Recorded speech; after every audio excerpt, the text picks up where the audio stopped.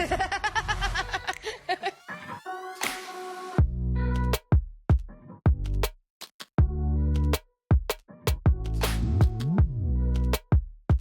two literally look like brothers today as well, in the white and the hair.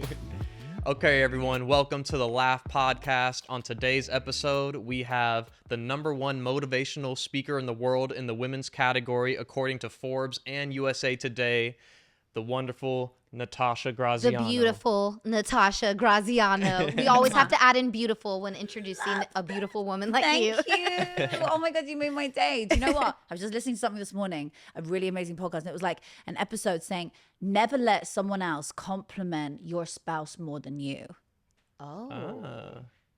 Never let somebody else. So like, it doesn't matter how many strangers say you're beautiful, you're a girl, right? You're stunning. Yeah. Okay, and like, if I was... You know, like you want to feel like loved, but it means more when that one person you love, when Dom tells you. Well, that's gonna be hard for our men because we have a lot of followers and people giving us so much love every day. You guys have to tell us a lot more how pretty we are to keep up with all of that. A lot more. No, but it's just that like.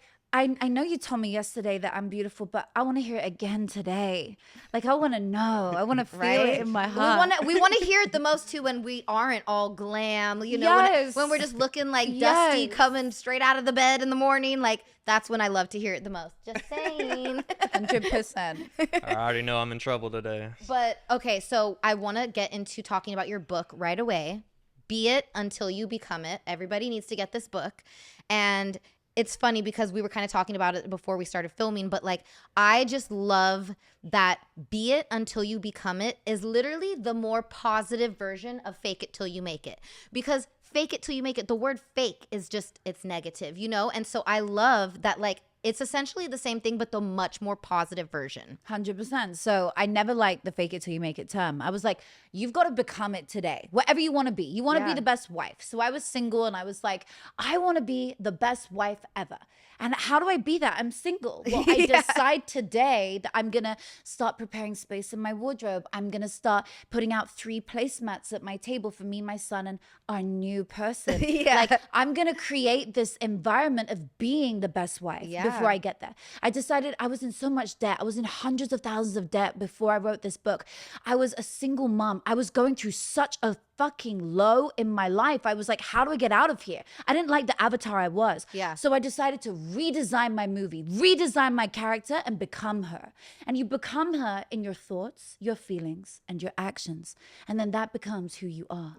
And I feel like that's so difficult for a lot of people because I remember I had a younger friend of mine who I modeled with, and he came to me one day and he was like, man, Dom, like, every time we're somewhere, like, you're just like the leader, and like you're, you know, I can always tell that, you know, people gravitate towards you. Like, how do I like become more like that? And I literally just told him straight up, I was like, bro, just whoever you want to be, like, act as if you are that person already. That's it. But for some people, I feel like it's difficult for them to get out of that shell or like do that. But I feel like it really is that simple sometime of like, what's the person that you wish you were? Why don't you just start acting like them now? 100%. You just become it in every way. If you practice something enough, it becomes who you are. If you continually be a different version of you that you want to be, you suddenly wake up and you're like, oh my God, I am a millionaire now. If you just feel them in your soul, in your being, if you're just like, I am that person, act as if, and it shall be. Act as though you're already a star. You're already in your own show. Whatever it is that you want to do. Life is a movie. You choose your character. You write your script. No, and I love it. And like, I feel like I'm so happy that you and I are talking because he knows. I talked to him so much about manifestation. Even we were just recently watching videos from when I was a child. And in all of these childhood videos, I'm like, I have my own TV show. I'm a superstar. Da, da, da. And it's like, I was literally speaking like what my life is now into existence when I was a child, you know? And I feel like a lot of people, I've had a lot of haters in life who maybe were like, oh, you had it easy, or like this person helped you, but like they don't understand that it's like so much of my success was from literally just like thinking I was a superstar from day one and manifesting that for myself, you know? I love that. And I love that you're so into manifestation because that's it. It all comes from within. People think, oh, it's just a fluke. There is no such thing as coincidence. We create our own luck. We create everything in our reality. Our outer reality is a direct reflection of our inner self beliefs. That's all in the book. So we decide what's going to happen in our life. A lot of things are going to happen to us that we can't control. So many things that we're going to meet people, things are going to happen, circumstances. However, we can control our reaction. We can control how we go about the next step after whatever goes down. Yeah. We can also control what we think about, and our thoughts become things. So if you are sitting thinking every day, I'm never going to amount to anything, guess what? So I'll give you some neuroscience behind this quickly, which is like a really easy way to understand it. There's a part of our brain called the RAS, the reticular activating system, and it filters 2 million bits of data every second, colors and sounds and things that we see. And what it does, it shows you anything you deem as important. Well, what do you deem as important? Anything you focus your mind on is what your RAS thinks is important to you. So if you are thinking, I'm never going to get out of debt, I'm stuck here, I don't know how to get into a better relationship, I feel depressed, your reticular activating system is going to show you people, events, and places around you to prove that belief system is real. Yeah. But guess what? If you just switch those thoughts to, I am going to get out of here, I'm amazing, like I can have whatever the fuck I want, I'm empowered, I can have a loving partner, I can be somebody greater than this, guess what? It shows you things to prove that that belief system is real. Yep. Choose your reality. Literally. It's that simple. It's funny because I feel like this is a kind of a spin on that, but this is why I don't really watch a lot of horror movies because because I'm really careful about what I put into my mind and what I visualize and like what I think about. And I feel like even when it comes to the content we consume, sometimes consuming negativity can also lead to negative outcomes. Oh yeah, no, I mean even like if you take it back to when you're a little kid, that's a good example. It's like you're watching all these scary movies, and then for me, that's what made me scared of the dark. It's like if I never was watching scary movies, the dark would not be a scary thing to me. Yeah. You know what I mean? Like, and still till this day, I'm like in the dark, like, there's a witch, there's something, you know? Like, yes. So scary movies also before bed are not good. I don't watch horror films, period. Yeah. Because what we put into our subconscious mind right before we sleep is going to dictate our day the next day, our dreams, which therefore go into the morning, right? You wake up from a bad dream, your day is not going to be that great because you're like, worried about your dream, you're thinking about your dream, you're scared from your dream, whatever it might be, or you're just in a bad mood from your dream because somebody like did something to you that you really didn't like. It was a dream, boo, but like it still happened. So like the point is, what we put into our subconscious mind, we feed into our subconscious mind. For example, listening to this podcast is amazing because you're laughing, you're feeling amazing, you're learning, you're educating yourself. Great. You're planting a seed of something that uplifts you. You've got to put seeds into your garden of things which feel amazing. For example, if you go to bed doing the horror film, then we explained that one already. If you go to bed watching the news, another thing that's going to give you anxiety. Exactly. You're going to you're going to end up manifesting more of that into your life. So you have to ingest things that are going to serve you in the world and make you feel amazing. Yep.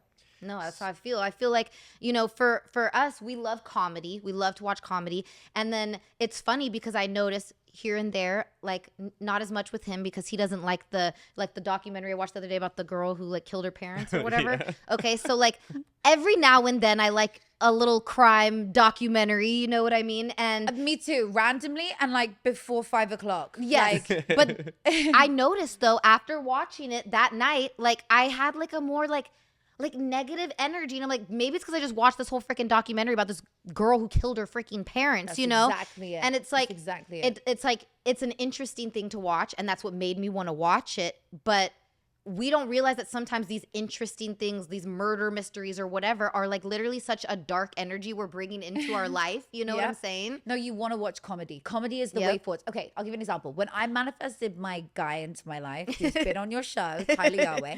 So when I manifested him, I decided that I was going to watch love films and romantic comedies and things that would show my brain that it was possible for me to have love. And I'm so good at manifesting love. This is literally what I did before like we started dating. No fucking way. I'm not joking. I was watching all of these like romantic comedies and I was just telling myself like, I just need to stay in this headspace and like the right person's gonna fall into my lap, just like in one of these movies. Yes, babe, exactly. And I would watch Christmas movies in the middle of summer. Like, I didn't really give a shit. I was just like, yeah, this is it. Christmas movies are so romantic. They always have a lover. And I was like, I am gonna have someone like this. And like, perfect. My Prince Charming walked in. I manifested exactly what I wanted, and that's the trick. You have to watch things that show you it's possible for you. Be around couples who are happy, shows you it's possible for you. It's really good for you to not see things like a lot of people do with a jealous eye and go, ugh, or why did they have that and not me? In fact, the minute you think that thought, you literally push away the thing further from you. So what you do is you see it with inspiration. So when I see a beautiful, happy couple before I was in a relationship, I'd be like, oh my goodness, thank you for the confirmation that I know I can have a happy, harmonious, loving relationship too. But until I learned to transcend that feeling of, you know, envy to happiness, inspiration, my life didn't change. Yeah. So, okay, this is what I want to ask you. So, obviously there is a point, I think, in all of our lives where we're like, okay, I'm going to choose from this moment forward to ignore the negativity, right? Was there this specific moment in your life that made you be like, you know what, I want to completely focus on motivational speaking and uplifting other people? Like, was there a path you crossed where you were like, okay, enough of this, I need to move forward in this much more positive direction and uplift other people? Absolutely. So I remember standing in front of a mirror, crying, listening to Denzel Washington in my weakest point. I was ill. I was unwell. I was like, how am I getting out of here? And then I was listening to his voice. And in that moment, I had a breakthrough. In that moment, I realized I'm going to be a motivational speaker. But by the way, at that point, I'm like, I'm well. There's no way that I could even use my voice. I mean, it was like delusional to think like that. But I heard this voice that said, you're going to be a motivational speaker. And from that day forwards, I said, I'm going to go out there and start helping other people with what I know is going to help me heal. So I healed myself and then used that as my get-go for my first book, which was a combination of all my captions on Instagram. Like, literally, that is how the first book came out. And that was called The Action Plan. And then from there, I was able to change my life and change others. And people would see, wow, she's really changed her life. Like, she's become somebody. She's done something. And she was in so much debt. She was unwell. Like, this person was completely different. When I look back 6 years, I'm like, don't even recognize myself, you know? Yeah, no, same. I feel like I'm a Virgo, and we're always focused on perfection and constant self-improvement. And so I look back at 6 years ago too, and I was not like in a horrible place, but definitely not where I am now. And I'm like, oh my gosh, like, I'm so happy that I took all of these certain steps to just get myself into a better situation. You know what I mean? And I feel like I am, you know, I'm not a motivational speaker by any means on your level, but that's something that also does make me feel better, is uplifting other people. Beautiful. You know, just being able to like tell a friend like, hey, like, why don't you try this and maybe, you know, quit that job and go do like what you really love. And, you know, and I love like giving people advice that uplifts them. So it's very inspiring for me to see you, you know, take this to a whole nother level of just like giving some friends advice. You know what I mean? Well, it started with that, where I was like constantly the person that people would call like, hey, how do I get out of this mess in my relationship? What do I do in my career? Where do I go from here? And then I was like, I'm giving so much advice, but I don't want to be a counselor. Like, my mom's a psychologist and sees clients all the time. And I was like, wow, that's not me though. I want to help a billion people. I want to help a billion people in this lifetime. So how do I do that? Well, I've got to go on stages with my message. I've got to create communities. I've got to really boost myself on social media so that I can reach more people. And so that was, you know, how it started to unfold. You just decide, I want to help someone today. Every single person can do this. It doesn't matter if you have a platform or not. You reach 200 people that I don't reach. You reach 1,000 people I don't reach. You reach 20 million that I don't reach. I reach 20 million that stop. Do you understand? So like, we all reach different congregations of people, communities that each other doesn't reach. So we must all go out there and do better every day. Like, laugh a little more, smile a little more, even have more fun. Posting a little inspirational quote, you know, like I try to, like, every morning, you know, we all do it. We all do our like morning scroll on the gram. And I always try to start off every morning with posting like something that inspired me, like as I was scrolling, a motivational, quote or something like that. And I see how much love those type of things get in the morning. Like, all the hearts coming in, and I'm like, it's because people want to wake up and have this positive message put into their mind. And like, people are really appreciative of it. You know what I mean? Yes, they really are. It's that which starts your day. I like to start my day the same way. I go on my app. I have an app that has really inspirational stuff every single day that we've put together. It might be my own work, but you have to plug the app right now. Oh yeah. What's it called? Yeah, Law of Attraction Secrets. You'll find it. Yeah, love it. The Law of Attraction app. You'll find it, and by Natasha. It's like you'll find it on the App Store. So, and I love it because there's something inspiring every day. That's how you want to start your day. You don't want to start your day watching all the stuff that's going to come up on your Instagram later. And yes, we want to watch some of it. We want to laugh. We want to have fun. We want to know what's going on in the world. But start your day in the way you want it to go on. I meditate when I first wake up. I watch something inspirational. I do gratitude. I wake up, I'm like, I'm so grateful for my life. I'm so grateful for my son, my partner, like all these things. I count my blessings straight away. Do you have any stories of like particular instances where you made an impact on someone's life and then you hear about it later? Meeting people in the street who come up to you like, oh my God, you changed my life. You literally, I read your book, or, I did one of your practices. I watched your TED talk. I've done some of your work and it helped me to get out of an abusive relationship. I was being physically abused and now I'm free. Or like, oh my God, the stories. Or like I manifested $1 million in 2 years. Like the stuff I hear, I'm like, what? This is amazing. That's really great. How much of a link do you think there is between your mentality and your physical health? And this is a big one. I was literally just speaking about this earlier today on my podcast with a neuroscientist. Everything is about your mental.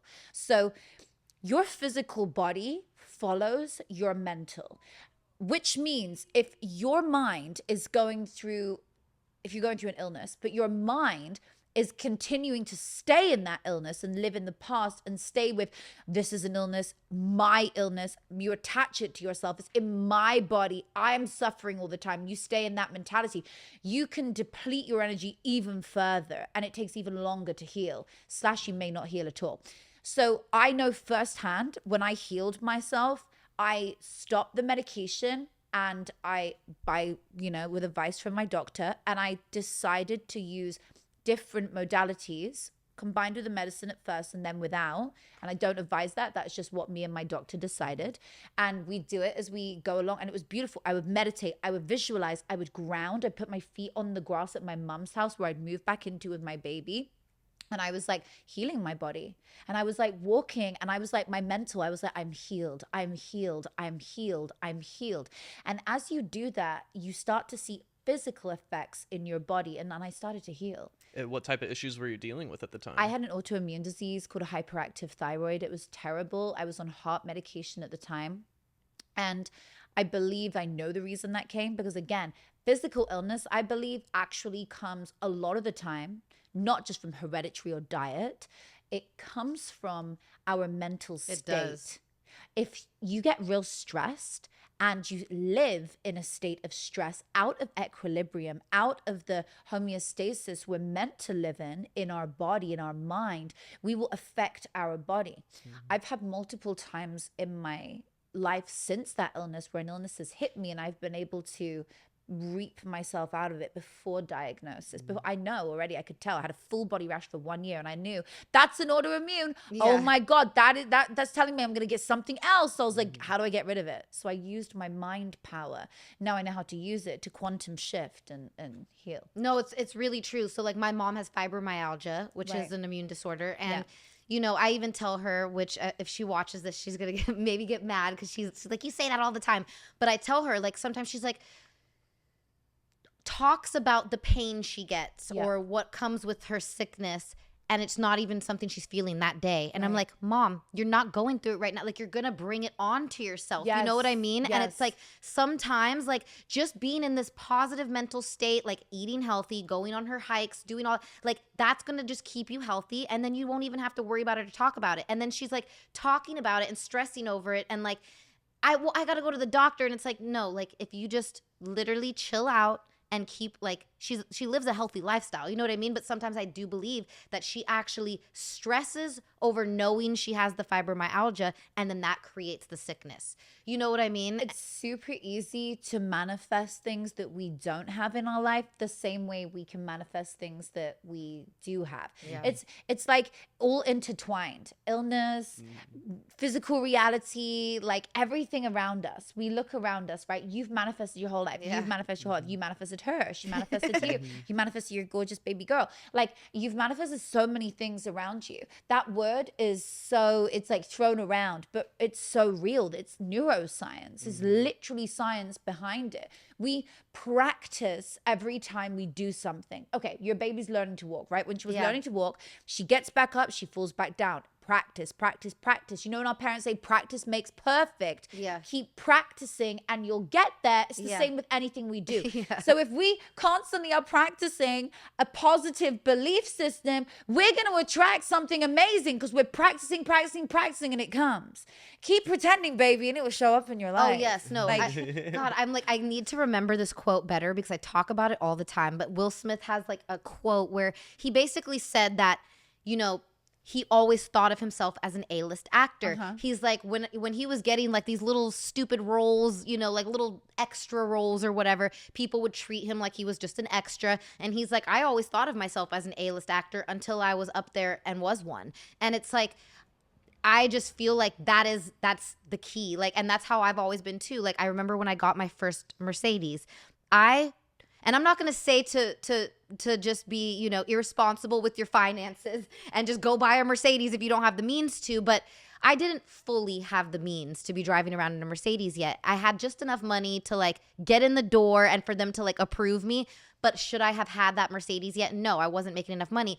But there was just this feeling where I was like, you know what? I know having this car is going to put me in a better mind state. I'm going to drive to auditions, drive to the studio. And I just feel like being in this car is going to manifest more money and expensive, nice things into my life. And I literally got that Mercedes and like drove off the lot. And I remember I was like, what am I doing? I can't afford this car.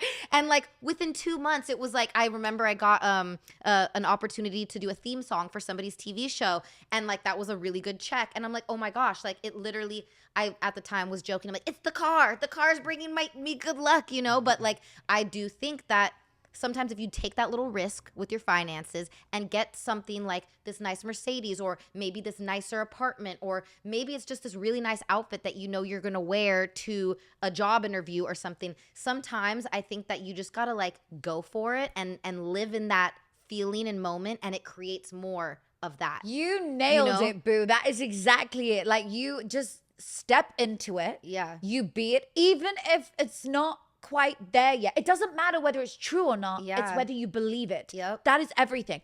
Do you believe it? If I tell you today, you are going to be a millionaire. Oh my God, I have a psychic. I am psychic, right? But I will go to people and be like, if I stand with you long enough and I love your energy, I'll start to have visions for you. Not every time, right? Yeah. But I'll tap in and I'll be like, but let's just say I wasn't psychic. And I went up to someone, I said, you're going to be a millionaire. Oh my God, the love of your life is coming in 2 months. Do you know what's going to happen? You're going to call me in 2 months and go, oh my God, Natasha, I met the love of my life. And then 1 year later, and I made $1 million. Do you know why? Or 995,000. Yeah. Do you know why? Because I put that thought, I planted that seed, and you started to manifest it. Yep. Right. So it's exactly the same with us. I teach people scripting, okay? It's what my TED Talk was on. You know about scripting? Yeah. Well, you were explaining it to me last time you were here. So you write down in the past tense everything you want to achieve every day. Okay, so it will be something like, I had the most amazing month of whatever month it is. I achieved more than I had ever achieved. Financially, I got all of my goals and more. I started to become the blah, blah, blah, blah, blah. And my life transformed. I started to get more gigs, more jobs, more this, more whatever it is. I started to really improve. My mental health improved. I started to feel amazing. I met the love of my life. You be real detailed about it, okay? You have to remember to write how it felt. It felt so good to be in love because... Why did it feel good to be in love? Because I felt warm and nurtured and safe. And like I wasn't lonely anymore. All these things that you write about. Now, when you write about something in the past tense, your brain doesn't know whether it's happened or whether it's imaginary. So it stores it as a memory. It's like, oh my God, this is real. And it starts to, again, bring about people, events, and places to show you that that is real. So the aim here is to keep scripting, keep writing down in the past tense as much as possible about your desires, about your goals. And all of a sudden you look around, you're like, whoa, I just manifested that new car. Oh my God, I got the new house. Like, I moved twice, 2 countries. Do you know how hard it is to move country? Like, to move country. I can imagine. As a single mom, but to move country with a child, new schools, visas, which by the way aren't handed out like chips, right? You gotta like we get know your that. you gotta get your visa. Like that's a whole thing. Okay, so any country you move to is a whole thing, particularly when you come to America. So like I've manifested moving to Vancouver, moving to LA, living in Bel Air. Like I've manifested all the pieces in the puzzle that I wanted. Every single point. I decided I want to live here. I want to have this. I want to have another house here. I want to have, I just manifested it because I pimped like you did, right? You know that feeling and you just decide it. The funny thing is so many people are actually doing it, practicing the law of attraction without even knowing. Right. They've written down their goals somewhere and forgotten about it. The more you do it, though, the faster it starts to happen. What do you believe in? Remember, I was just telling you, babe, I wanted to make little vision boards, and I'm like, I was like, babe, I don't want to sound cheesy, but like, so good. When I was a kid, I remember I was I was actually doing homeschool, and there was like a project in my homeschool class, and they were like, basically it was like a mood board, and it was like put everything on this mood board that you envision for your future. And like, you guys, I still have it in storage somewhere. It's probably in my mom's garage. And it literally, it's so fun. It's like I put a picture of a mansion. I put a picture of like some famous singers, like on, like it was like B2K and like Spice Girls like on stage performing. I put like a picture of like it was like a Mercedes like convertible, and there was like a beautiful like, you know, palm tree ocean behind it. Like, and when I go back and look at that picture, I'm like, oh my gosh, like I did get a lot of these things in my life, but like I believe that, you know, mood boards, these vision boards, like I do think that like just taking pictures of things that you see for your future and putting it on a little board. I hate to sound cheesy, like I'm back in, you know, 8th grade or whatever when I did this, but I do feel in some way looking at that board every day and seeing these images that you want to see in your daily life, like somehow brings them to you. It does. There's actually science behind vision boards as well. I know. I'm like, is it going to be cheesy if we just like hang them in frames in my house? Oh my God, I love it. Like I like to keep mine really private. I don't want the world to see it. I don't want people to like put their energy on it. Okay, so that's another question though too. It's like with this type with scripting, with making vision boards, like, do you feel like you have to keep it extra to yourself because of outside energy affecting 100%. People who want to go and say their stuff before they do it, it's just you're allowing other people's like jealousy, negativity to come into it. I keep all my stuff to myself until the money is in my bank account or I'm sitting in that house. Like I hold it. And I'm like, and then I'll go, look, you guys. Or I manifested my pregnancy. So I'll be like, I wrote it on a Post-it note. I stuck it on the wall. I said, Natasha got pregnant by February the 1st, 2024. And I was pregnant December. Before that, 2 months before that, I was like, yeah, okay, this works. Like, and I'll stick those up in my house and have a whole shrine for it. Like, forget where your TV is. I have an entire shrine, which is like mine and Tyler's goals and like, you know, like big awards that like, you know, some awards we've actually got and some awards we will get. So it's like amazing things which are everywhere, and just generally seeing that every day just goes into your subconscious mind. A lot of science there anyway, and again, it's in the book, but really it just makes me feel good. I walk out the door and I'm like, yeah, that's another thing. Oh my God, whatever energy you walk out the house with, you are taking with you into your day. The minute you step outside, don't step out and just be like, oh, I'm in a bad mood. You got to be like, I'm going out with amazing energy, and then you'll have an amazing day. How important is consistency with all this? Because I've had times in my life, I've never even told anyone this, but I would remember when I was younger, before my modeling career even started, I would like drive to the gym, and on the way I would have like my list of 10 things that I would say like out loud to myself, like while I was on the way to the gym. And not everything's come true yet, but most, like a lot of it has. And but then I've also had periods of time where I've kind of abandoned it and haven't been as consistent with it. So what's your take on consistency when it comes to these things? Consistency is key. It's everything. If we do something once, it's like going to the gym.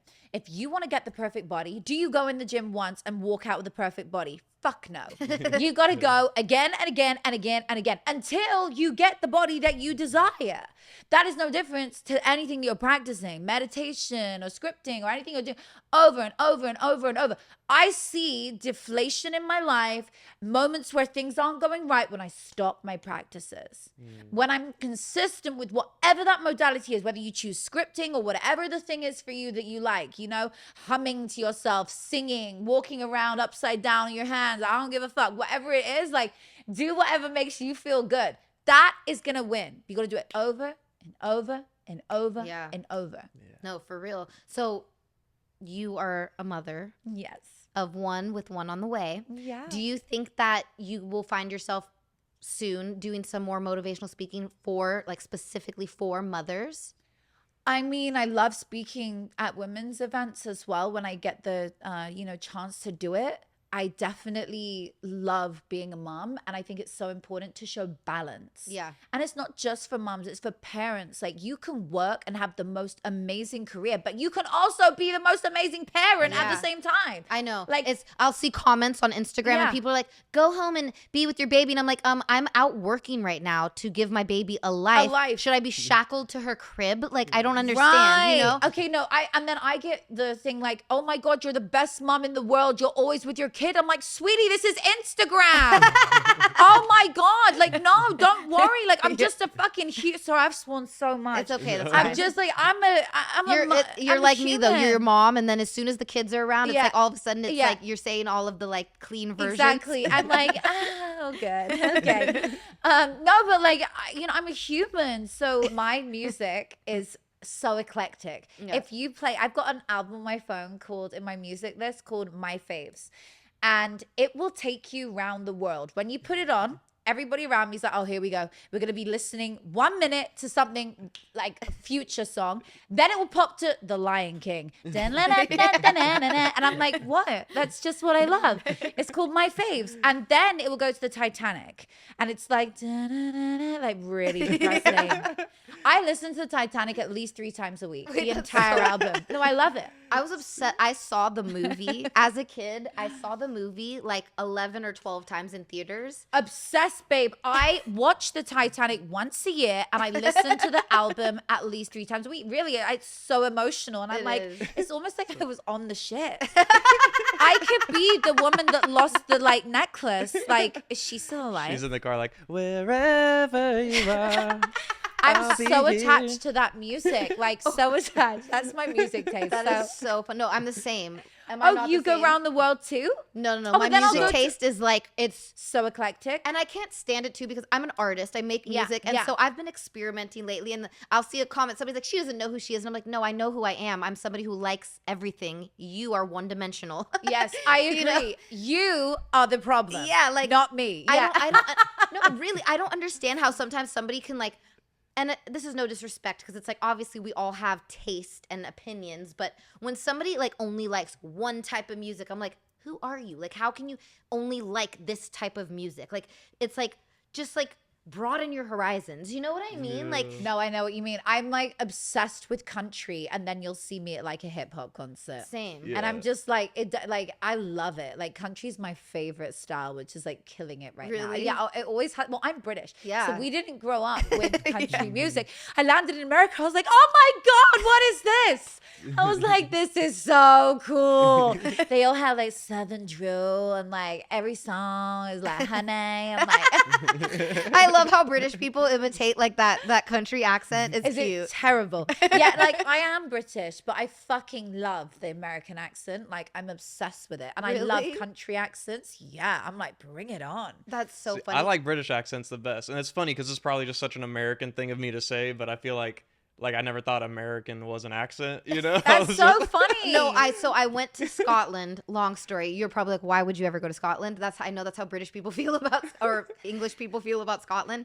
But I went to Literally. Scotland, and it was just so funny because like I think of them as accents, and like everywhere I'd go, people are like, oh, you're from I don't even know how to do their accent at all. Like, oh, she's from America. And I'm like, oh my God. Like, it's like I would stand out, you know, everywhere I went. Oh, yeah, you do. And I'm like, oh my God, this is so weird that I'm the accent here. You know what I mean? It's so funny. No, like, it's amazing. Americans in the UK do really well. And I feel like Brits over here, if they've got like any sus, they do well too. Agreed. Like, it's like you bring something different. Well, I'm like, going to tell you number one. So this is what it is too. So I tell him the story all the time. I got into an argument with this like British booking guy one time because he was trying to play me. And I said, listen here, buddy.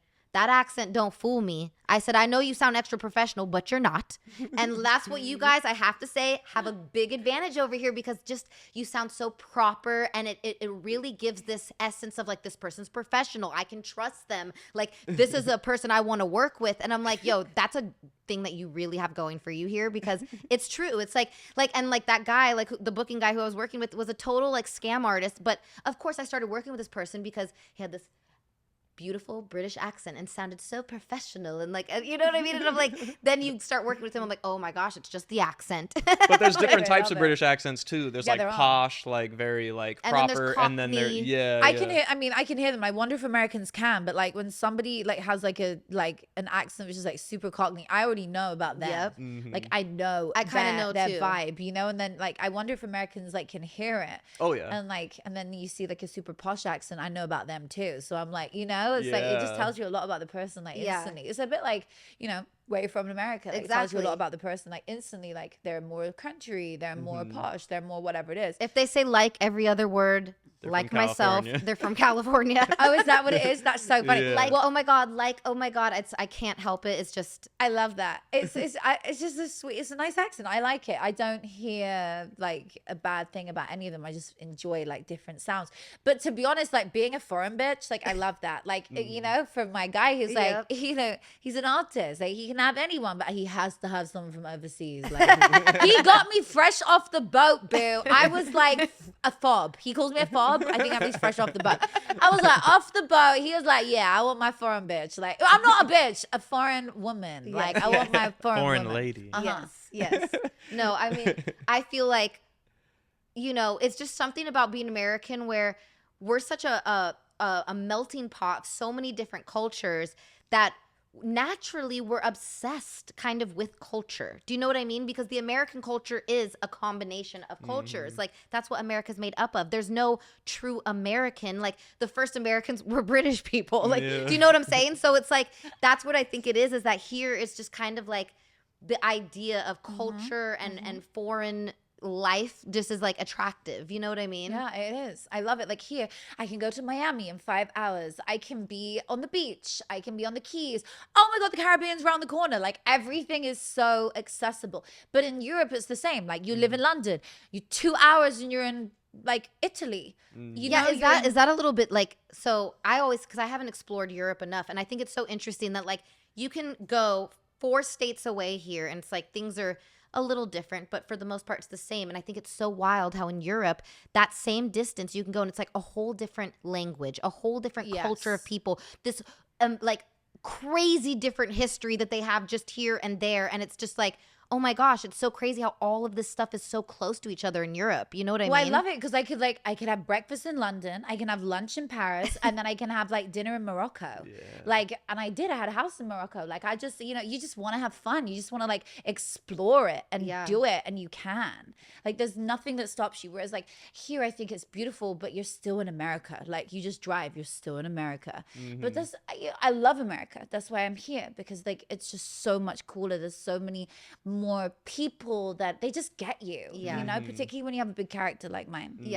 No, exactly. Like I mean that's what I've heard from some of my friends who are from other countries is that, you know, it's like there's so much more, well, obviously the word freedom makes you think of America, but there's just so much more like, you know, acceptance of who people are here, where I think in other countries it's more like people are more in a box of like you're supposed to be like this, just go to your job and kind of, but here it's more like everyone is such an individual, you know? And I was about to say that's a lot of pros and cons to that, but I think that a part of what makes America so influential in culture is because we are there's a lot of individualism, which also leads to problems sometimes. But I think that is what makes us very present when it comes to like creating culture around the world, because not every country's like that. A lot of cultures are very like fall in line, like no one's above anyone else or anything, which, you know, there's extremes. You have to find a balance of like, we're in this together, but you can still be an individual and you can still like achieve. Being individual is everything. Like being authentic to yourself. Doesn't matter where the fuck you're from. Just be yourself.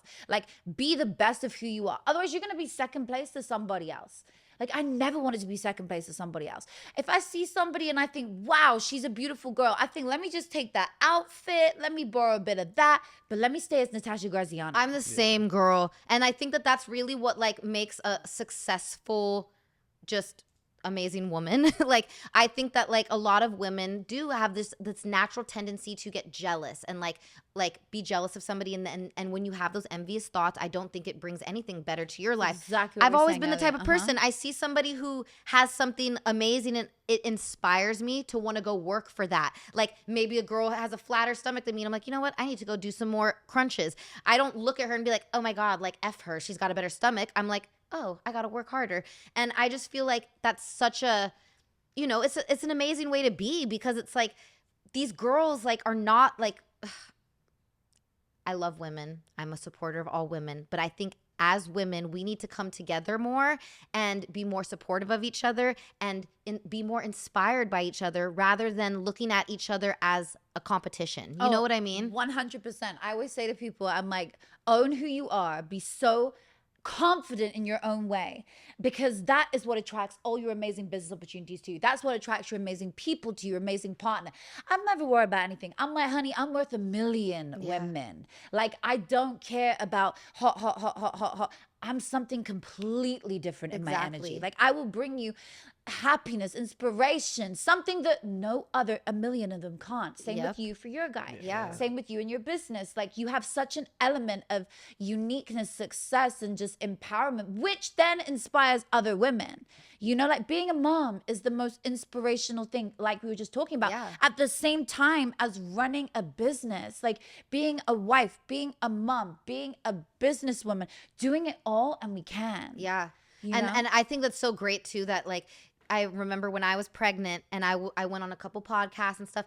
It's so funny because I always love to do this stuff. You know what I mean? I love to talk. I'm a talker. I love to talk. I love to motivate people, love to tell inspirational stories, tell my story. But the funniest thing is that when I was pregnant, I can't explain it. It was like even more inspiring. Like I'm like, this little human's about to come into this world. And I'm like, low key, I was like, she's already in training right now. She's already like, tell a mom. Like, you know, there's this feeling of like when you're a mom, like doing the motivational speaking, performing, whatever your craft is, I just feel like it extra motivates you times 10, right? It does, because they feel your energy. So like when I'm on stage and I'm like going for it and I'm like headlining to a big event, thousands of people, I can feel her. And like I feel her and I'm like, come on, baby, give me energy. Like we're going to do this. Like I know she's going to come out. She's going to be so inspirational. She's going to be born out she's the going to be a Virgo. Like, and she's a Virgo like you. She's going to come out the womb as like inspiring people. Like she'll be giving us advice. We don't teach our kids. They teach us. We learn how to be better humans when our children are born. I haven't had a daughter. I have a son. So I've learned so much from a boy. Now I'm excited to learn from a daughter.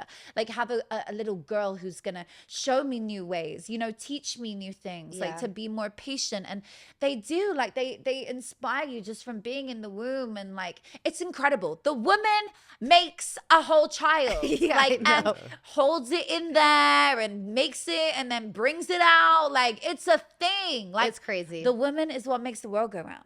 It really is. We are. That's what we do. We're queens, babe. We're literally on pedestals. Like, no, but it's amazing when we think about it. Like bringing that life in. Life is so special. Like we're so blessed. Like, I feel like I've always been a very confident person in myself. You know, I mean, like. We've been talking about it since I was a kid. I was like, I'm going to be a superstar. I'm going to do this. I've always had that self-belief and confidence in myself. But something about becoming a mom, like, has lit a new fire under me. Like, it's like, it's just like I want to be 10 times better, 10 times more successful, because now I have this little human who's looking up to me and watching me. And it's like I was already doing good before, but now I'm like, oh my gosh, I got to do that much better so that she is just seeing the best example at all times. Yes, you know, 100% with that. We just have to be better, because as a parent, like you're a dad, right? So for your child, the best thing you can do is be the most amazing person in her life, and be the most amazing husband to Chanel, because she's watching every single thing, and that is how she will base her reaction. Yeah. I thought that I would always have to be cheated on by a guy because I watched my dad cheat on my mom. Like, I watched the craziest stuff happen. So I had trust issues so bad. Yeah. Still overcoming some. Like, I have watched that. And so I'm like, I have to give my daughter the best life and my son, so that they see the most amazing, loving home. They see the most inspiring parents. Like, Yep. I want my kids to always know I'm inspirational. You know, I'm not here online shouting out about other girls and being crazy and just walling out in a bad way. I really like commit to my craft, because I know it's not only inspiring the world, it's inspiring my family. Yeah, and I think that, you know, there are so many parents and so many people that are like, how do I control my kid, or how do I make them do what I want them to do, or how do I, you know, da-da-da.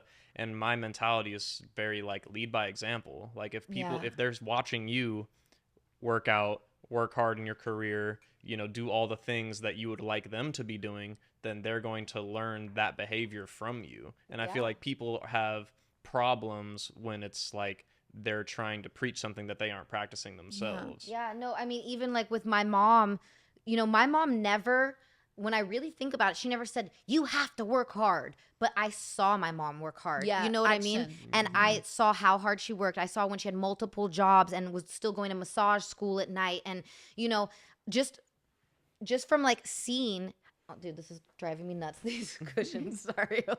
Babe, give it a sock for me. You know what I mean? Like, okay, there we go. Anyways, but like I saw my mom be such a hard worker that it was like naturally I just had this work ethic always. Like I always knew, like, be on time, like always, like, you know, just do a good job at work. Like I never spoke back to bosses. Like I've never been fired from a job. Like I was always like going from one job to getting a way better one. And I just feel like I never really even had anybody tell me you need to work hard. It's just like I saw my mom do it, and that's what made me do it. And I think that that's how it should be in every, you know, parent-child situation. I feel like you shouldn't have to tell your kids, don't do drugs, don't drink, don't do this, don't do that. If you just don't do drugs, if you don't drink, if you don't curse, if you don't do these things in front of them, then they're not going to do it. No, you know? no, absolutely. You just be an example in your household, and then it reflects out into your world. Yeah. And that's how we lead. We like, if you're home in a happy place, because then the rest of your world will be in a happy place. And, you know, it just reflects from it. Like, you know, are you actually being what you want to be in the world? And it all starts in the home. The way we look after our home, the way we look after people in our home, the way that we care is who we are.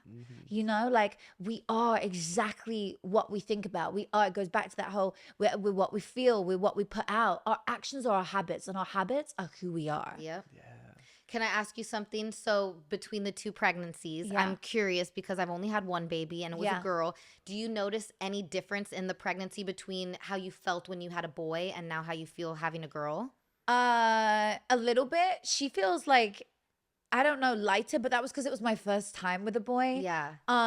Definitely like hormonally, like with a girl, it's so intense. Like you want to cry at like when you see a puppy, right?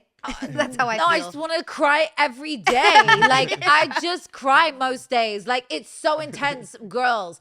When I was pregnant with a boy, I was so much more chill. I was definitely irrational.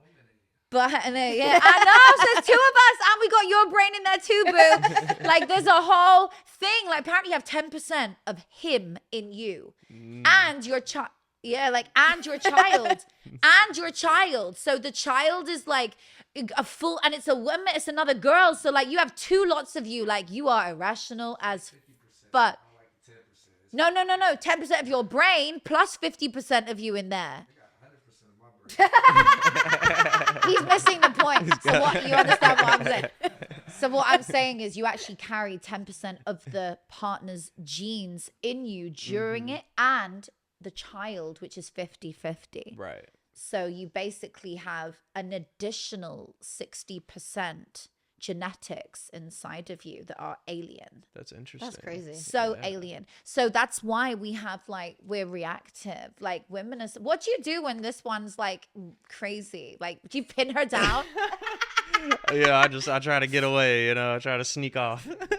He literally just shuts down if I'm crazy. No, I mean, like, we just had a moment. We don't really argue much. We're both Virgo. So You're both Virgo? Yeah, we're Yeah. very Whoa. like, we like to just be like That's happy beautiful. and like arguments are not our thing. Like, we're the type of people, I think you can agree, babe, that like if there's an argument, like a situation that we're both like, it's like we don't want to end the day like mad at each other. Like we like have to like kind of like be like resolved to kind of keep moving forward type Love thing. that. But yeah, like even just like we were at Stagecoach. I was giving an example, and like I keep saying I don't know where the song "These Boots Were Made for Walking" came from, because no cowboy boots are made for walking. I realized that after this weekend. And so my feet were destroyed, and I was a little drunk, and I was like, "Carry me." And he's like, "I can't carry you this far." And I was like, "You didn't work out all weekend. Carry me now." And like, I was a little crazy, but also like when your feet are hurting that bad and you have a little alcohol in your system, it'll make you be like, "Carry me." So like in that moment, he just carried me, but then like, but Dom, you stepped up to the plate. I mean, he kind of had to, or I would have probably still been at Stagecoach. Yeah, right I mean, it left me with no choice. It was so bad. Oh my god. Yeah, but like he's kind of like, you know, like he's never gonna like yell back at me or something. Like it's like if I'm being a little crazy, he'll be like, "Just be crazy for a minute," and then like let me like get through the motions, and then we're back to normal after. But like for the most part, especially being with him, and that's what I've realized, it's all about balance in life. You know, everything he is about so balance. calm, so chill, and I've always been a little bit crazier. He has brought out so much more of my calm, chill side, which I want to be more of, and I think that it really reflects in our daughter too. You know, she's got like my feisty little personality, but she's also so chill. She literally sleeps like this. At all times. At all times, her hands are like this. So cute. Like chilling, like just like no cares in the world. And she gets that from her dad. And I just feel like he's so calm that it really, I don't know, just brings out that side of me. You know what I mean? That's so, you have to have balance. Like if you have two people who are psycho, it is going to be a mess and just too fire. You need like different signs. It's like, you know, what signs are you? I don't know about two Virgos together. That's so new for me. But what like, sign is Tyler? He's a Gemini, but a Gemini with a Gemini is the worst combination. That's what I've heard. What is Gemini with Capricorn? I think that's a good match, isn't it? It worked for you, baby. That's why you're with me. But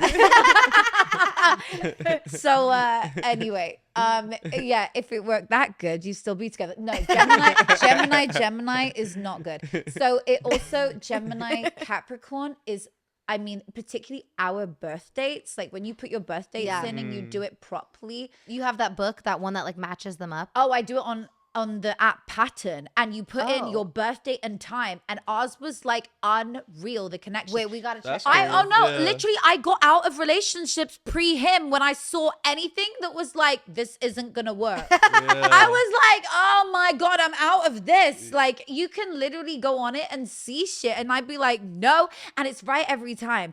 Every fucking, I'm like, but wait, it feels like it could work. Nope, forget it. Wild. It's always right. It's so weird. So I was like, wait, you gotta tell me this app. I literally like the second we're done, I need to check together. it. No, don't do it because you're already Watch. It's like something. worst match ever. Stay away from each other. No, it will be real. It will be really good. It will be amazing. But like, there's signs like you want earth and fire and like water and fire and like all of this stuff means something. You want to be with opposites. That's how you achieve more. That's how you learn things. Like I learn something new from my guy every day because we're so different. We're opposites in many ways, but so similar in others. He balances my absolutely like crazy stuff. He's also crazy, but he's no, I see it. It's like you guys do balance each other out really well. It's the same with us, you know. It's just like we're very similar in like the Virgo ways of like clean freak, very like perfectionist, but then like he's so different in the sense of like he's way more laid back than I am, and I'm a lot more like, you know, just like like I always have energy. A lot of that's women though. Like a woman who is successful, a woman who makes money, a woman who is a mom is not gonna be some fucking little simp in the background until she shuts the door with her man, and then then she might simpy a bit. But until then, like, she's a powerful woman. You can't suppress that. She's gonna be like, you can't expect her to not be batshit crazy. Like, she's gonna be. Thank you for saying that. I was trying to explain this to him the other day as well, because I can't. You may as well just fucking come sit in for this conversation. But like, I literally. No, that's what I just told him the other day. I'm like, you know I can be a little crazy at times. I'm trying to be more of the calm side, but. Like, you know how many times I've heard in this industry, people like, oh, J-Lo, she's a bitch. Mariah Carey, she's bitch. Da-da-da. I'm like, these women are moguls. They are multifaceted, talented women running brands. And I'm like, yo. Some are moguls, but some are actually not good people. Some are batshit crazy, but I will say this, that every very successful woman is a little crazy. She is, babe. I've seen it. I literally watch women and I work with a lot of female celebrities and I coach them and I'm like, mental. And of course, but as long as you ain't stabbing anybody, you are not cheating, you're not cheating on your person and you're not hurting anybody. What's the problem? Yeah, it's okay to be a little crazy sometimes. I own it. I literally own my batshit crazy. He's sitting there dying and sweating. He's like, do not egg on Chanel at all. Yeah, he's sweating right now. He's like, don't turn her up anymore. She's already a 10.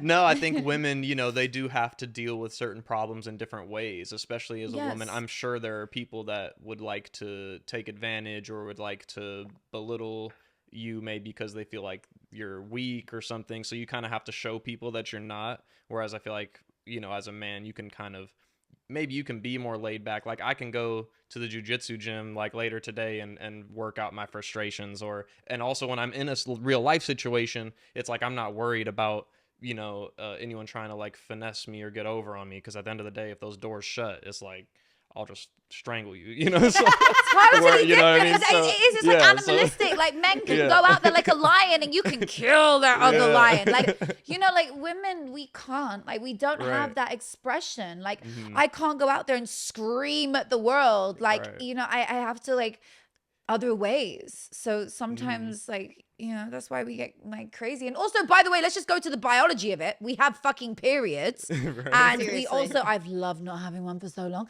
And that's like, the best part about being pregnant.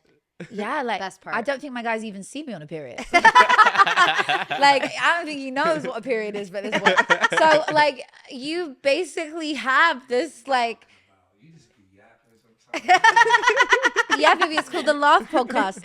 So I feel like, you know, you women are emotional. Yep. We have PMS, we have periods, we have pregnancy. All these things, the 3 Ps, PMS, pregnancy and periods, create hormonal change in our body. Your hormones after you have a baby, they don't fully go back to normal for like 2 years. I know about this. Postpartum, honey. You know what I mean? For 2 years, you are extra sensitive to everything. She's in it right now. I am. I'm like, he's like, I can literally, like yesterday I was playing, let me just tell you guys, I made a little bit of a kind of country song and I was playing it for my friend Danielle. I'm like, was just proud of myself. Like, I was like, this is a good song. And I like got emotional and started like crying, listening to like a happy, like fun song. And then I realized like, what is wrong with me? I was like, dude, snap out of it. I like literally like hit myself. It's the hormones. Dude, the hormones are wild. They will make you cry over anything. I'm like, why on the phone am I crying again? I'm like, and then 10 minutes later, I'm like, oh, I feel so much better. Yeah. I literally got it out. Oh, like, yeah, I don't know, hormones is like, it's terrible for a woman. Sometimes just like, how do I get rid of this hormone stuff? Like, no, it's funny. I was just on set yesterday talking with like all the models and just, you know, I'm Thanks, dead. babe. Oh, yo, No. Here I go with my sensitive hormones, and I'm like, oh my you God. were talking No, with all but- the models. No, Oh, we yo, were, you're so lucky you're not my guy. We're- I would get my fucking pistol. Oh No, my we're- God, you we- wouldn't even be alive right Do you now. know what my life is like? Stress. I wouldn't do nothing. No, No, but that so would trigger me, let babe. me- But listen, let me just get- give let you- me I just- get- let me wait, get That to my would point. trigger me. No, it was a girl group models of too. models. That would It's girl trigger models me too. so bad. Let me tell you really quick. He definitely, like, Tyler performs, has all these girls all over him. But at least, you know, like, some of them are like, they're rough around the edges. Like, he doesn't have like all models just like up in the front. I'm sure you have models too. But every time I've this guy seen it goes to all. work, every time he goes to work, it's like some freaking like she looks made in a lab type person. Do you know what I No. mean? Oh I'm my like, this is God. who my This boyfriend isn't has to even go why I work brought with. The this baby up. goes back to that whole thing. Like, I'm worth a million women. I don't give a fuck how hot you are, how good your bum is, how good your boobs are. Like, I got the boobies, I got the booty. Like, I don't give a fuck. Like, when I'm not pregnant, my waist is smaller than yours. Like, Yeah. I don't give a fuck. none I'm of those worth a girls- million of you bitches. My man is coming home to me. I make love to him better, and I got his baby. I know none of those before you, girls- bitch. Like, No, I know none of those girls got my personality. So that's always where I'm just like, it's fine. Like, they might be cute, but like, they can't carry a conversation like I can. Yeah. Wait, so no. what happened? You went in. So anyway, yeah, superficial stuff is not. How did this important. turn around from the most Anyway, inspirational podcast of yes, all time I to like know. the biggest I know. gossip show? No, so we were talking, and I was just saying how we have all this technology now and medicine and like all these things, but at the end of the day, the way another human is made is still so like primitive. Like, it's still like a woman carries the baby themselves, gives birth, and then you deal with all like the hormones and all the emotional things that come along with that. And it's funny how like no matter how much we grow as a society, it's like we're still at the end of the day like human. Yeah. How is that relevant to the model scene? Because that's what we were talking about. No, I'm joking. I'm joking. I'm playing side gal here with your girl. No, but it was so funny. She literally went from being like, yeah, and like we're extra sensitive and like our hormones are crazy. And he goes, yeah. So yesterday when I was with the models, I'm I'm over here about to cry. Babe, I'm literally sitting there going, she's on camera. I'm here for you after, babes. Like, oh, So funny. it's so funny. No, but you're right. Like, the women can do so much. We snap back, like, if we're blessed afterwards. Some people, it took me a little bit more to snap back. But like, it actually comes down to how much you train. So if you have a 6-pack, I'm not talking about a big fucking hefty crazy. I'm just talking you're like whatever. Your tone before your muscles go don't right back. No, that's something I appreciate about women as well, because me, as someone who's like constantly trying to be the best version of myself, I couldn't imagine like all of a sudden having my stomach out to here, and then it's like you have to have a baby. Like, it's a lot that women go through, and it's not lost on me how hard that must be. Thank you. Yeah. I love the fact he really like gets it. You have to just pick up a watermelon and put it on your stomach with loads of duct tape and then put a shirt over it and now try and lay down. I laid on my dude the other day. He's like, oh my God. He's like, baby, oh my God. I feel like this is a skit. Well, Me I and Tyler can do I it. know he wanted to say. It's crazy though. Like, God chose a woman to do it. And because childbirth is the craziest pain you ever go through in your life. I had a C-section, so I didn't. By choice? No, it was like an emergency. Do you wish you'd done that originally? I wanted to do it all natural, but I will say that after experiencing the C-section, how fast it was. So the recovery. This is what everyone says. Dude. They're like, I should have just done a C-section to start. Let me tell you. But I here's didn't, the thing. It was like, no, I'm not joking. So, they rushed me in. It had to happen fast because of like the emergency situation, but they started. And I'm thinking it's going to be like an hour. Yeah. And it was like, it felt, I'm not joking, like 5 minutes. And they're like, the baby's out. And because like when you have a C-section, there's like a curtain up so you can't see. And so I was like, wait, she's out already? I was like, I've been in here for like 3 minutes. I was like, what? And you just done all those hours of going through the Yeah, the so labor. I wouldn't. Ugh. I know we have a lot of guys in the room and people don't want to hear all this, but like I wouldn't fully dilate and she was losing oxygen. So they were like, we have to like cut you open like right away. This is what I mean. People go and want to have a natural birth. You had an epidural, right? Before that. Oh God. I was like, I'm going to try to do it natural. And the second that pain kicked in, I was like, get me the epidural. Every woman does. We're all like, I can do this. I can do it. And then as soon as that pain hits, we all need it. Dude, I was like, I can't even imagine if I would have tried to do it natural. I would have killed him. Yeah, No, He'd be dead right she now. has no pain. I mean, I'm sure it's horrible for everyone, but with her pain tolerance, I was like, there's no way you're doing I this literally natural. broke the hand of the midwife next to me. She No had to way. leave the room. Yeah, she was like, I have to go fix my fucking hand. I don't know what happened to her. But it She was never held so a woman's hand bad. again. I honestly, like, I don't know. I'm still debating how I'm going to do it because I know that, like, I think I would say but it's my body. So I feel like if I can't do it, I know I can try. Like, it's my second time. Apparently they shoot out. I'm not that loose, so I don't know. But like, I just, I would not say sure. try to do it natural, and here's why. Because when she had the C-section, we were in the the hospital afterwards, and the nurse comes in, and the nurse is like, yeah, I know everyone just says like, oh, I had a C-section, da da da da da, like it's nothing, but she's like, no, you just had a major surgery. Major surgery, They cut yeah. your freaking body open. And you can't move. It's like for, we talk oh my about God, C-sections that's- like they're so simple, but they're not. I know. couldn't get up. I couldn't I walk. know. Like it was like, and so you obviously, from being a mother, you want to breastfeed the baby and everything. And like, girl, like getting up and down, just getting up and down. And like every time I have to get her out of the bassinet to feed her, it So was painful. so much pain. Excruciating, yeah. Excruciating. But you know what though? It's like if I were to be in that situation again, I feel like I might do the C-section again because it was just so fast and like, I know. I'm like debating between the two, like of how to, but I'm leaning at the moment on like just having her, like, if I have to have the and epidural, the I will. scar Like, yeah. is so low. Like I was imagining like I was gonna have this like huge like line just across my stomach. It's so low. It's like shrunk now to being like that small. Yeah. It's like below the bikini line, so it's like not even a big deal. Nobody really. sees it apart from your guy. Like, Yeah. nobody's gonna, unless you do like a nude shoot and then they'll airbrush it. Like, Exactly. like I, literally. Like, But that's what just I'm like, saying. And like low key, like they say it and because you had a baby the regular way, right? Vaginally first. Yeah. Okay, so they it snaps back. That's what they say. But as much as that is a thing, I'm like, I don't even want to have to think of like it's all the same. Do you know what I mean? Like that's like the good feelings. Like like nothing at all is gonna have to snap back. Like Yeah. You know what I mean? I know. Oh, I don't know. I'm like on the fence with it. I know. that was It's a great such thing. It was like it's we are such- all kosher. down there. Do you guys want to have another one?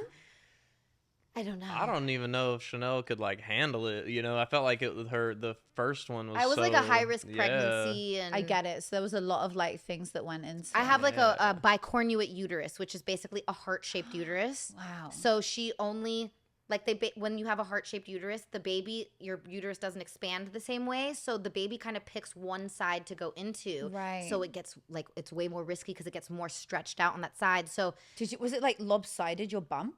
No. it was a little. Remember? But you wouldn't have noticed. It was more to the left. It was a right? little more to the left, Yeah. and that's because she did not move because of the No position she was way. in, and that's why she had to get a She little never helmet. moved. Oy. She was in the same position my whole pregnancy. Her little head was there. Her legs were up here, kicking my ribs the whole time. Oh my god. And mine is kicking really low. Like she kicks so low all the time. Really? So yeah. is her head higher? Her head's up here at the moment, but she moves. I can like get her to move, and she kicks here.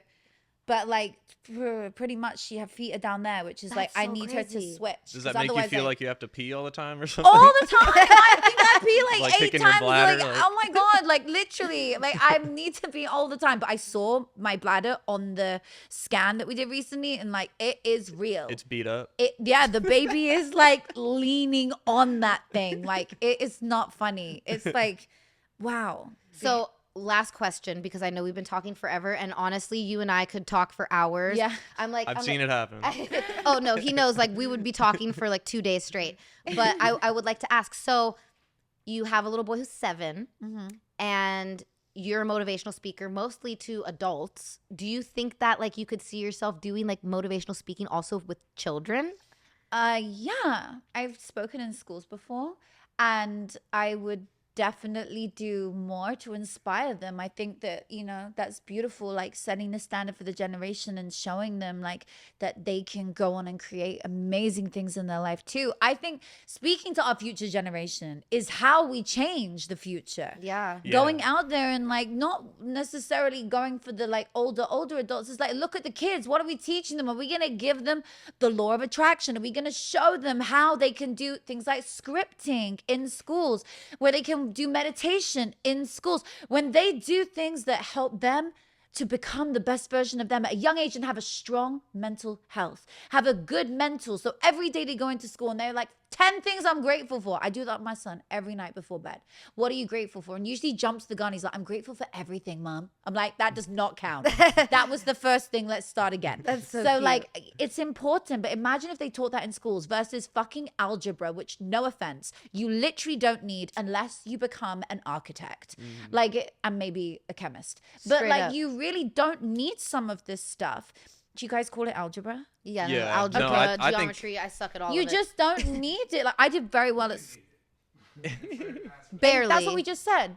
No, I think- I think it's funny that it's- she said architect though too, because I wanted to be an architect and I literally had a little hater teacher be like, "You need to be good at math." And Right, then- that's what I was And then just that dream saying. went So out the it's like- window because I was like, "I'm not good at math, so I guess I can't be an So architect." if you only need it, but then like gratitude, who doesn't need it? Do you not need it? We all need we it. all need it. Do you not need it? We all need the it. most important Most thing. important. You know what I was gonna say? So it's funny because we're about to go to Children's Hospital and you know hang out with some of the kids. I think that, and this might need some editing later in how I'm talking about this, but I do think that like we were saying how like, you know, just when people are sick and you talk more about it, whatever, I do think that motivational speaking with some of these children who have illnesses and stuff could be such a good thing for them, because I think that, you know, there's a lot of people who, and this might be a tough subject, you know, like when these children are sick and in these situations, I think that people are scared like they might not make it or whatever. So maybe people aren't talking so far about the future and stuff with these children. But I really believe in the law of attraction and manifesting and everything we've been talking about today. And I do feel like maybe speaking with some of these kids who have, you know, things like leukemia and stuff like that. And I think that they could use something like Uplifting. motivational speaking and uplifting. And I think if they heard at this young age, like thinking about positive things and stuff, like I actually think that that type of stuff would help them with their sicknesses as well, because there's not people really like speaking that far about the future to these kids. You know what I mean? This is so interesting. So the other day I was in ER with my son. I'm standing outside. He's like inside and he has his phone. And I'm like, call me when they come. I need to go outside. Like, I'm pregnant. I shouldn't be inside. The craziest thing happens. I'm standing outside the door and this woman is there. She starts talking to me. She's in production. And she's like, I'm like, what are you here for? She's like, my daughter. And I'm like, what happened? She's like, I'm in here all the time. My daughter has, she's like, tells me how her daughter has cancer and how her daughter has now had to be rushed to ER for something that whatever went on. And I said, have you tried anything outside of medicine to heal her? She said, no. I said, has she ever done meditation? She said, I've tried it like once or twice. But I said, just because I've met you today, I'm going to go and record a meditation for your daughter, personalized, that's going to go into her subconscious mind and help her heal the same way I did. As soon as I got home, 2 hours later, I went into my bathroom and I recorded this, because the acoustic's so good in there. I recorded this meditation for her and I sent it to her mum. And her mum messaged me and was like, you have no idea the fact that you actually said you were going to do it and did it. And I know who you are. Like, I know your work. And she was like, the fact that you did that for me and like didn't charge me, you just gave it. And I was like, that's what children need more of. Like, of course, I can't do that for every single person in the world, but I can do like the ones that are on YouTube, the ones that are on my app, healing meditations. Yeah. And so I realized the reason that I probably went into ER that night was actually not for my son, who was fine in the end after he had like it all cleaned out and they like did this thing to it and like got rid of all the pus. But what really, the reason I was in there was to probably give that meditation to that sick child. Yes. And I that love was- how you look at things like that. That's beautiful, because that's how I so think about I everything. realized I was like, it doesn't matter why I'm here anymore. Like, that's why I was here. And that's, you know, why I love doing what I do so much, because every day we can change somebody's life. every day we can do something amazing to make somebody else feel their best, to uplift them, to make them change their mind. So let's give it to our children. And yes, I would absolutely go into children's hospitals and do speeches for them and show them. Do your vision board. I would love to bring you. Oh my God, I'd love to, Queen. Yeah, let's do it. I feel like that's what they need, you know? Do a vision board with them. We'll take in some stuff. We'll go buy papers and be like, how many kids are there? I'm going to go and buy all the stuff for you guys. And then you're going to stick all your picture future. What car do you want to have when you get out of here? Yeah. Where do you want to live? What do you want to be when you grow up? Let them create a future for themselves, because then they will heal themselves. That's exactly how I feel. I feel like that's exactly what these children need. Like, I would love to bring you with us to do that. I love that. It would be a blessing. I've spoken before in a hospital in the UK that had a charity associated to it. It's something very similar. And it is so overwhelming with love and it gives us so much gratitude for our health. It gives us so much gratitude that we are able to be where we are, but we have to then use it to help others. And so, yes, I will come with you and do that. Yeah, sure. I think that's so, like, I can just see you, like, as you're a mom, you know what I mean? I think that's something that sets you apart from other motivational speakers as well, because a lot of motivational speakers don't also, I think, have children. I think they're so in the field of going out and motivating others that they don't have really the time to have their own family. And so you are much different from some of these people where you are also a mother and you are full-time raising children as well as full-time motivating all these people around you. And I think that that's the type of connection that these children, like these sick children, need, you know? Like, I think they need that motherly figure to come and motivate them, you know? So true. It's just about being the best of who you are. If you're a parent or you want to be a parent and you want to also have a career, balance it. Just find the time, like have quality time. That's what I do. I never went for quantity. Like you were saying earlier, all these people write on your caption about, well, go be a mom at home. And you're like, babe, I'm fucking filming to provide for my kids. I'm the exact same. I am with my kids. And when I know my newborn, I'm going to be with her all the time because she's my tiny one again. So I'm back in mommy mode for years. Like she's going to be on my chest. But, you know, I know that you can do both, and it's about quality, not quantity. If you have the ability and you've got family around or nannies, then utilize it. Don't feel shamed because of that.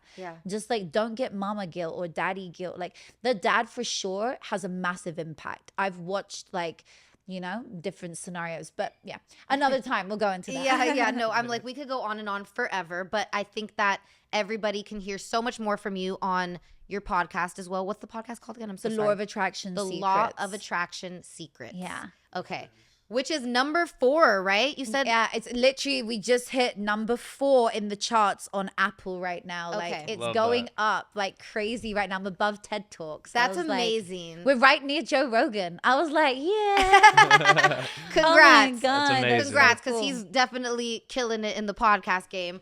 But You're coming on mine, by the way. So Yes. everyone who's watching this, head over to mine because this one's going to be on mine in 2 weeks. Yes, I'm going to be on her podcast, and you guys all need to go get this book. Like I said, Be It Until You Become It. It is the much classier, more positive version of Fake It Till You Make It. We all kind of do that in this industry, fake it till we make it. But Be It Till You Become It is just the more positive version, because nobody wants to be a fake. We all want to really be that thing that we're trying to be, you know? Yeah. So I think everybody needs to go get this book, read it ASAP.